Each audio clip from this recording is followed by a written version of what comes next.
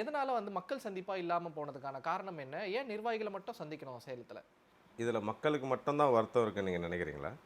Obviously எல்லாருக்குமே அந்த ஒரு எல்லாருக்குமே அது. குறிப்பாக தாவேகா தலைவர் விஜய் அவர்களுக்குமே இந்த வருத்தம் இருக்கு. Okay, okay. மக்களை சந்திக்கணும்னு அவர் முடிவு பண்ணி ஒரு பயணம் மேற்கொள்ளும்போது நடுவில் ஒரு இன்சிடென்ட் நடக்குது. ம். அந்த இன்சிடென்ட்டுக்கு அப்புறம் தெரியும்ல, எல்லாமே வெட்ட வெளிச்சத்தில் நடக்குதுல்ல. ஆமா. பர்மிஷன் கிடைக்கல. ஆமா, ஆமா. வேலூரில் மக்கள் சந்திப்புக்கு ட்ரை பண்ணாங்க, ம். பர்மிஷன் கொடுக்கல.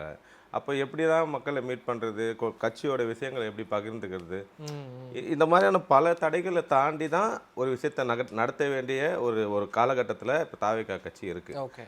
அப்படிப்பட்ட நேரத்தில் அப்படியே விட்டுறலாமா? ம், ம். சந்திப்பே எதுவுமே இல்லாமல் விட்டுறலாமான்னு கேட்டால் முடியாதுல்ல. ஆமா, ஆமா. அப்போ சந்திப்பு வைக்கணும். ம்.